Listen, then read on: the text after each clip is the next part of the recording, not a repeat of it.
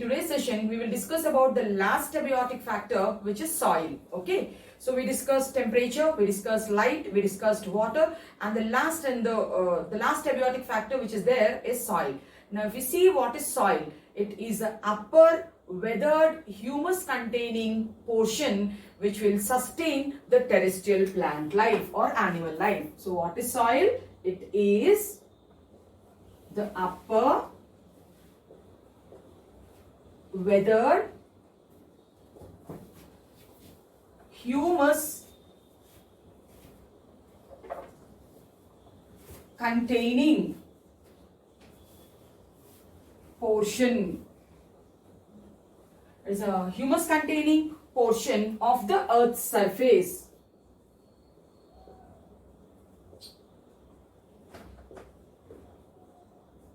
which sustain terrestrial plant life or animal life. So which helps in maintaining the terrestrial plant life or animal life. That region is called as a soil. Now, in some regions, if you see, there is red soil. In some regions, it is black soil. In some regions, it is sandy soil, like that. If you see, the nature and the properties of the soil, they vary from place to place. Okay. So, the nature of the soil,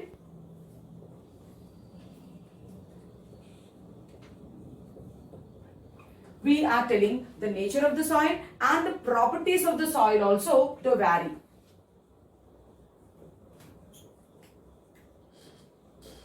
The properties of the soil, they vary from place to place, isn't it? We have seen it. The nature of the soil and the property of the soil change from place to place. Now, the characteristics of a soil depend on, so it depends on the climate. So, it depends on four main factors actually. The first one is the climate and the weathering process is the second one.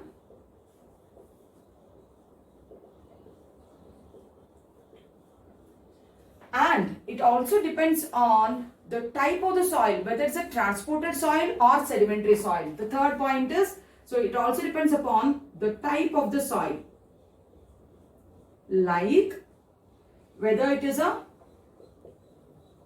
transported soil or it is a sedimentary soil.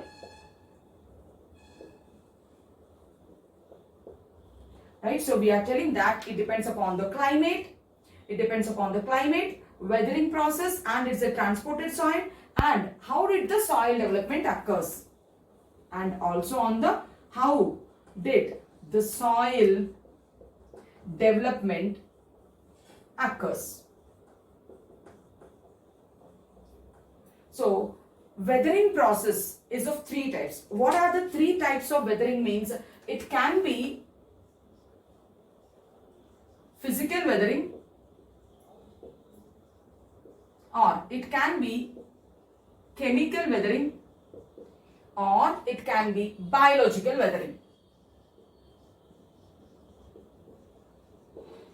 What is weathering? Weathering is a process where the rock breaks and it makes the soil, right? So it can be by physical forces, or it can be by the chemical action of pollutants and all, or it can be by the microbial action, biological action, like microorganisms, lichens and all. They also help in soil formation. So physical weathering involves mechanical forces.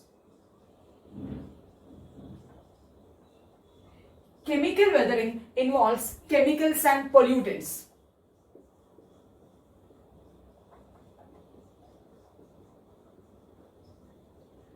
Biological weathering involves biological organisms. We study that in succession. Lichens are the first organisms to come and colonize on the rock. They secrete acid and they start the weathering process. After lichens, the next organisms will be mosses. So lichens, mosses, we can tell they help in biological weathering. So the climatic conditions also will influence the nature of the soil and the properties of the soil, and the weathering process also will influence the nature and properties of the soil. How many types of weathering is there? Physical weathering is one way, chemical weathering is the second way, biological weathering is the third way. And coming to the type of soil, we have transported soil and sedimentary soil. Sedimentary soil means the weathering happened at that place itself and the soil has been formed. So that is called sedimentary soil. So we can tell residual soil, it is formed by in situ sedimentation. There itself the soil has sedimented. So we call this a sedimentary soil. The example for sedimentary soil is residual soil. It is residual soil. What is meant by residual soil? The soil, it has been formed there itself by in situ weathering. Residual soil means formed by in situ weathering. There itself it has, the bedrock has weathered to make the soil. Now coming to transported soil, whether it is transported by air, then it has a name, or it is transported by water, it has a name, or it is transported by wind, or it is transported by glaciers. Like that we have different types of soils. If we see, if it is transported by running water, if it is transported by running water, then that is called alluvial soil. And if it is transported by wind, then that is called Ionian soil. If it is transported by wind, then that Ionian soil. And if it is transported by gravity, then that is called colloidal soil. If it is transported by gravity, then that is called Lovian soil. And if it is transported by glaciers, melting of the ice, then that's called glacier soil. So I will write it at the bottom. If it is transported by glaciers, then that is called glacial soil. So like that, what are we checking here? We are telling that the nature of the soil and the properties of the soil, so they change from place to place and they depend on characteristics like what type of climate is there, which type of weathering is going on, how the soil has been formed, is it a transported soil or sedimentary soil. If it is sedimentary soil, we call it as a residual soil. There itself it has been formed. If it is a transported soil, it's transported by running water, alluvial soil. If it's transported by wind, Ionian soil. If it's transported by gravity, Collovian soil. And if it's transported by glaciers, then we call it as a glacial soil. Then, how does the soil development occurs? How does the soil development occurs? The process of formation of soil. What is it called? The process of formation of soil is called pedogenesis. The process of formation of soil is called pedogenesis. Okay. Or we can also call this edaphogenesis.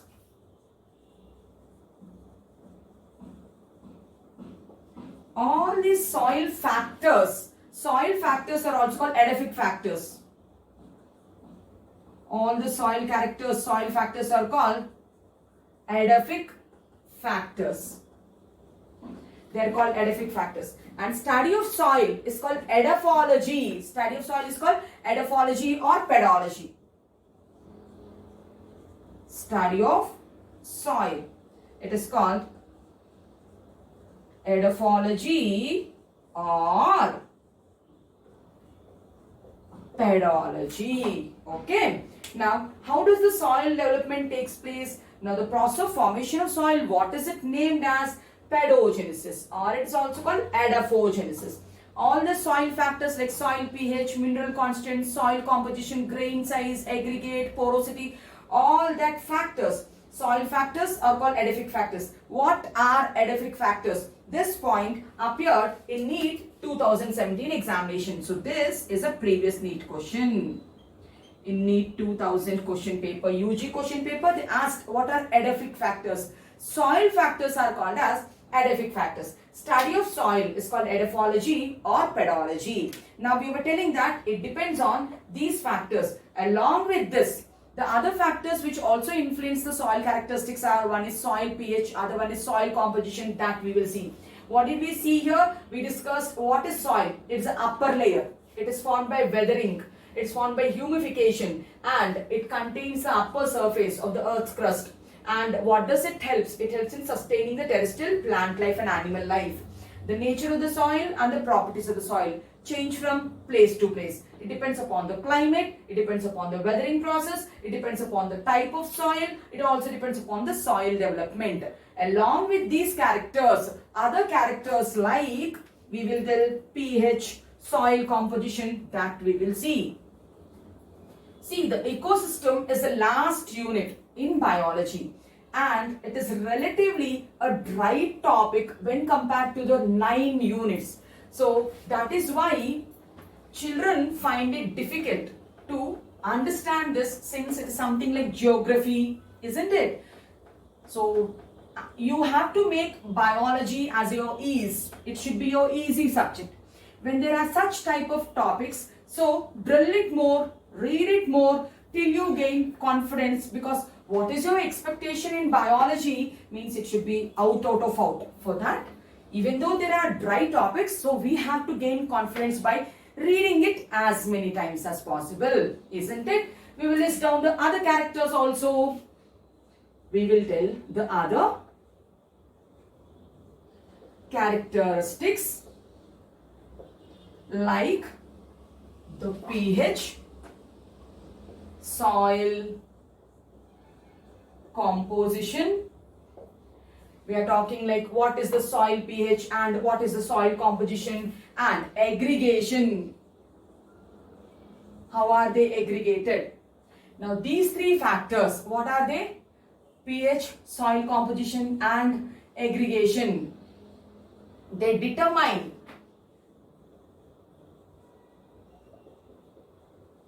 the percolation and the water holding capacity of the soil.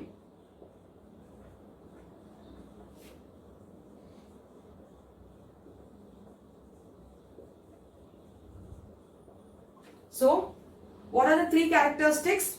So, one, we are telling like soil composition, aggregation. It's not pH, it is grain size. Let me write it down here. It is grain size. You can get this type of question also. We should be very clear while reading the sentences. So I made pH, it's wrong, it is grain size. So one is a grain size, other one is a soil composition, and third one is aggregation, which determine what characteristics? The percolation and the water holding capacity of the soil. What is percolation? A particle is coated, it's coated by a water layer, a thin layer of water. That's called percolation. And water holding capacity. Here is a soil grain and this is a soil grain. In between there is capillarity, and in between this capillarity, water is being stayed up. That is called water holding capacity. So, grain size, second one is soil composition, and third one is aggregation, will determine the percolation, coating around the soil grain, the water holding capacity of the soil. Now, let us see the grain size of the soil, right? Let us talk about the grain size. Now, according to the international, if you see, according to the international, we tell it is International Standard of Soil Classification System. There are 4 types of grains. According to the International Standard Soil Classification System, there are 4 types of grains. We can say one is called clay, second one is called silt, and third one is called sand, and the fourth one is called gravel. Now, on what basis you are dividing them? Now, if you go with clay, clay will be sticky thing. And the clay, what is the size of the clay? It's from 0 to 0.002 millimeters, the size of that particle. And if you take silt, it is from 0.02, it is still 0.63 millimeters. Then the particle size of sand will range from here. It's from 0.63 millimeters to 2 millimeters. Then gravel is bigger, it's visible to the eye. It will be from 2 to 63 millimeters. So this is a grain size. Okay. So which determines the pre-collection and the water holding capacity. Now let's talk about the soil composition also then. So we'll go with the second factor, that is soil composition. Now, how much organic materials are there? How much inorganic materials are there? If you see in the soil composition, usually 45% of minerals will be there, inorganic nutrients. Minerals means they are inorganic nutrients.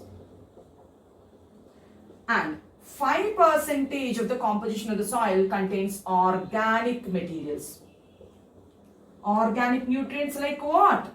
Proteins, cellulose, lignin, right? All these compounds. 5% organic compounds will be there, 45% mineral constants will be there, 45% will be aeration, 25% is aeration, and the remaining 25% will be water and microorganisms.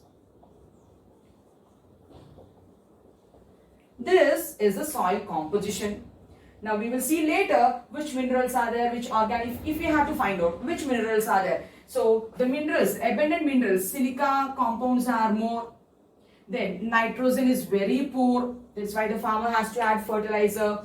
Then what are the other substances? Like sulfur will be there, calcium will be there, magnesium will be there, molybdenum will be there. They'll be in their free states also. They'll be in the salt forms also in the soil. So which is 45% accounting. 5% accounts for the organic matter. 25% accounts for aeration, and the remaining 25% accounts for water and the microorganisms. This is soil composition. Coming to aggregation. Now, if it is a natural aggregate, what is it called? And if it is an artificial aggregate, what is it called? Natural aggregate is called PED. By rain and all, by natural processes, the aggregates are formed. Natural aggregates are called PEDs. And if it is artificial, if we are doing it, artificial aggregates, what are they called? Clodes. Artificial aggregates are called clodes. Okay. Now we discussed like what are the characters? Grain size, soil composition, aggregation. Now we discussed like various characteristics like grain size, soil composition, aggregation will determine the pre-collection and the water holding capacity of the soil. Now, along with this, some other characters are also there. Let us see those characters also then.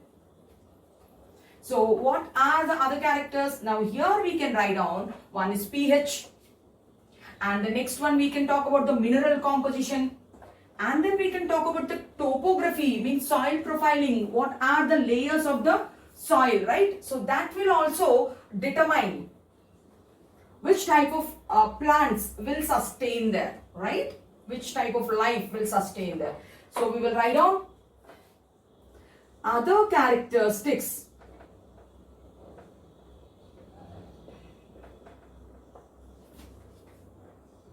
like, okay,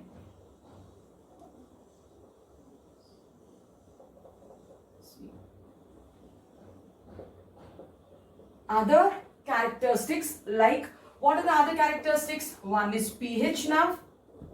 Next one is mineral composition and topography will determine the type of vegetation which can be cultivated. Will determine the type of vegetation. What are the three characters which determines the type of vegetation? One is pH. Second one is mineral composition. Third one is topography. Now let us look at these factors also. Then we'll go with the first factor, which is pH. Negative logarithm of H plus ion concentration, we say. Now pH, like it can be alkaline pH, it can be neutral pH, it can be basic acidic pH also. If we go with alkaline pH means the pH is more than 7.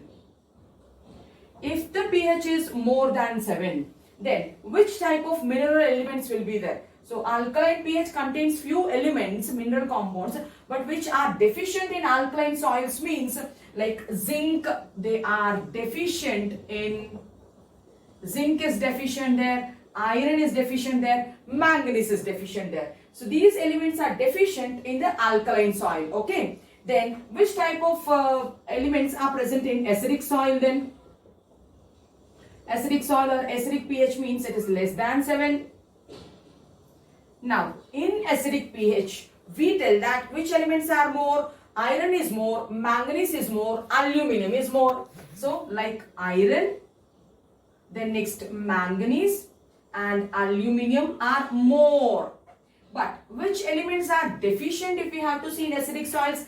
Calcium is deficient, magnesium is deficient and potassium is deficient. In acidic soils there will be deficiency of calcium, then magnesium and potassium. If you see most of the plants, they'll be growing at acidic to neutral range. So most of the plants grow within a range of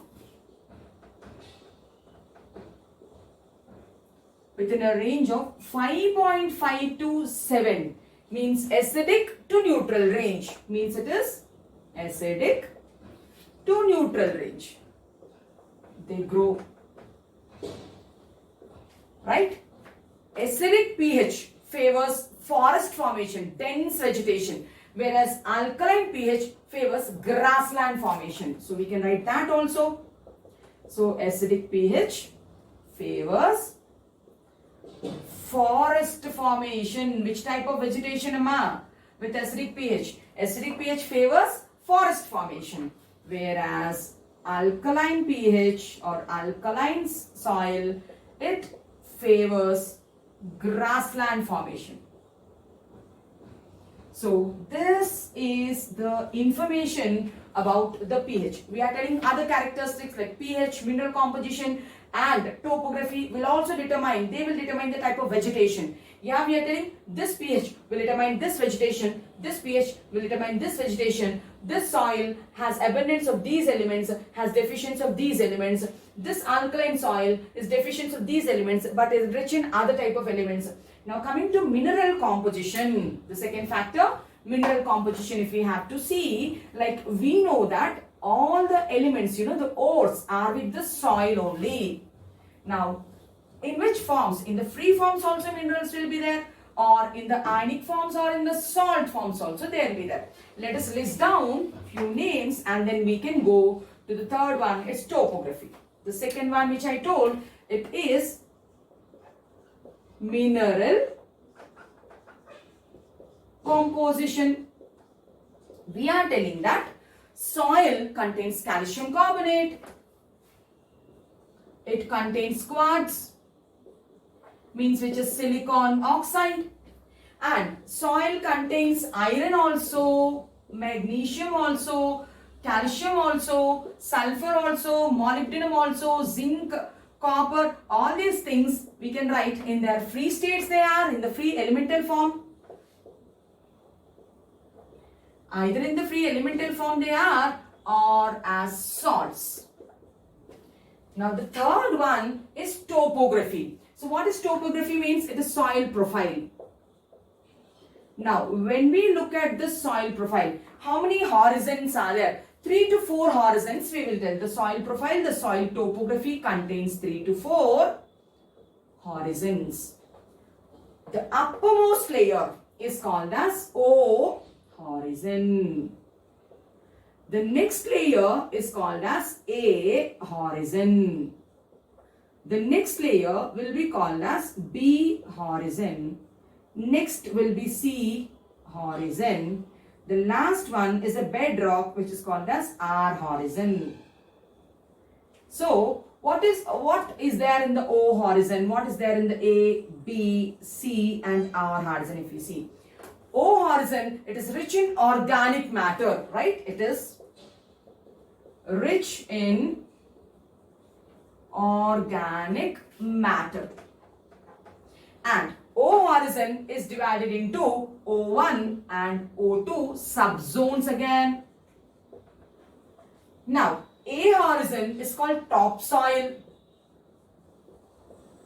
and B horizon is called as subsoil,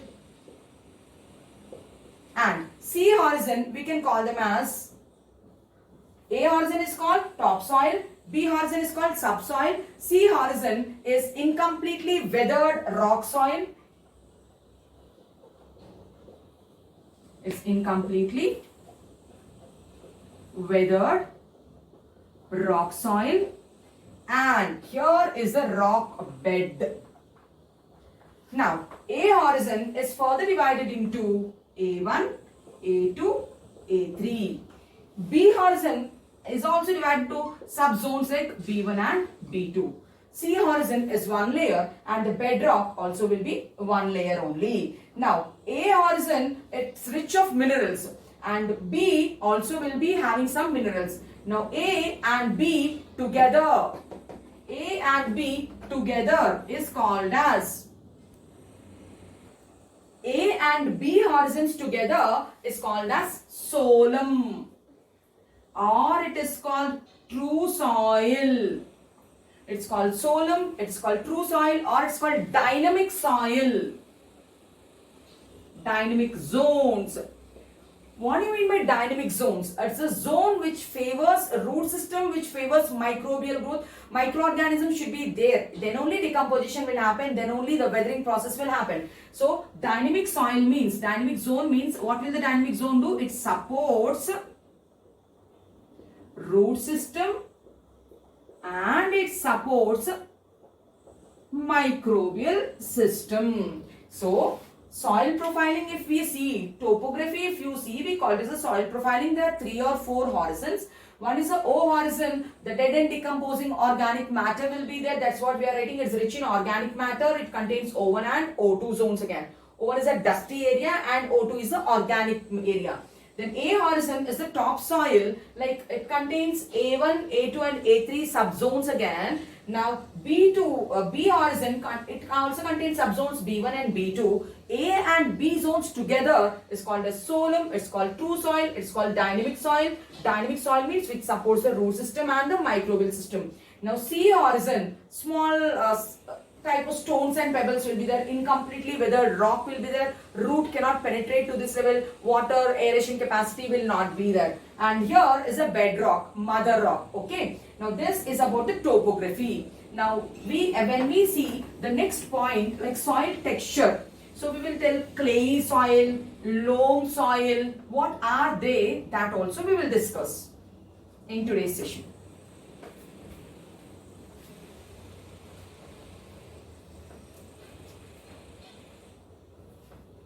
So, when we come to the next topic, that is soil texture.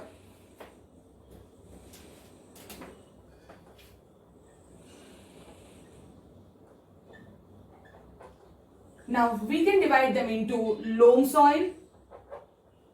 One type of soil is called loam soil. The other type of soil, we can call it as clay soil. And the other one will be sandy soil. Like that you can divide. So, loam soil is good soil. Loam soil, it contains 40% of clay,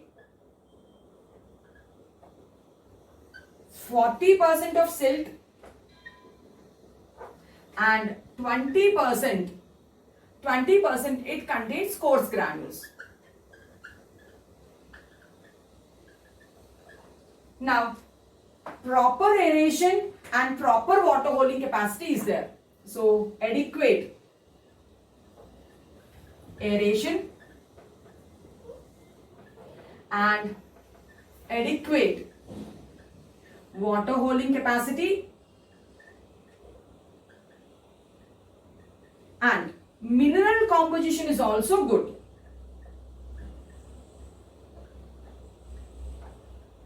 Are rich. That is why we tell loam soil is good for cultivation. Now coming to clay soil. The first one, if we come to clay soil, in clay soil, like 40 to 50% will be clay particles only. The remaining 50% will be sand, slit. We have the other things. The remaining 50% will be sand, or silt or other granules. Now, if we go with clayey soils, in clayey soils, water holding capacity is good. It holds the water.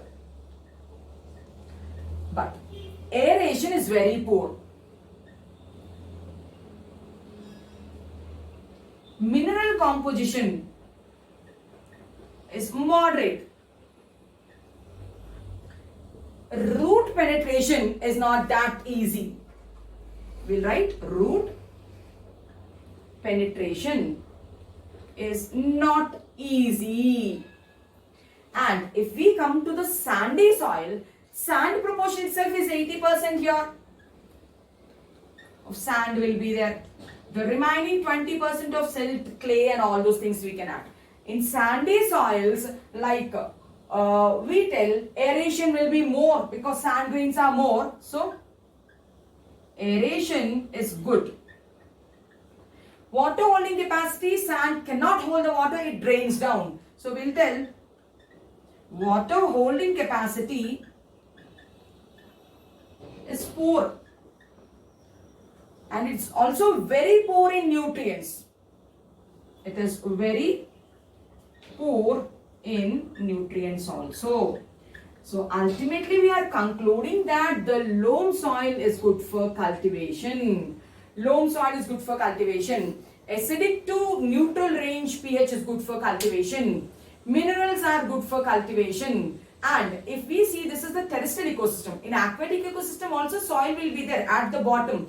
So the sediment characteristics in an aquatic ecosystem will decide which type of benthic organisms will sustain there. Bottom dwelling organisms are called benthic organisms, right? So the benthic organisms, which type of benthic organisms will be there in aquatic ecosystem, it will be decided by the sediment characteristics in a water body. So in today's class, we discussed the last abiotic factor, soil. It is the upper layer. It contains humus. It is formed by process of weathering. The formation of soil is called pedogenesis. Soil factors are called edaphic factors. And then it changes from climate to climate. It changes from place to place. And the characters like climate. The next one we are telling soil composition. All these things will determine the soil characteristics, right? And then we discussed other characters like grain size according to the international standards soil classification system. I have given the sizes. Soil composition, we have seen how much mineral, how much water, how much that we have discussed. Aggregation, natural aggregation, artificial aggregation, that also we discussed. Other characters like pH, acidic, basic and neutral. Mineral composition, what are the minerals we discussed. Topography, soil profiling we have discussed. So they will determine which type of vegetation, and this vegetation will decide which type of animals will grow in that area, isn't it? And coming to the soil texture, these are the three types of soils. So in the next session, we will see the response of animals to these abiotic factors. So if you like the content, you can like, share and subscribe to my channel. Thank you.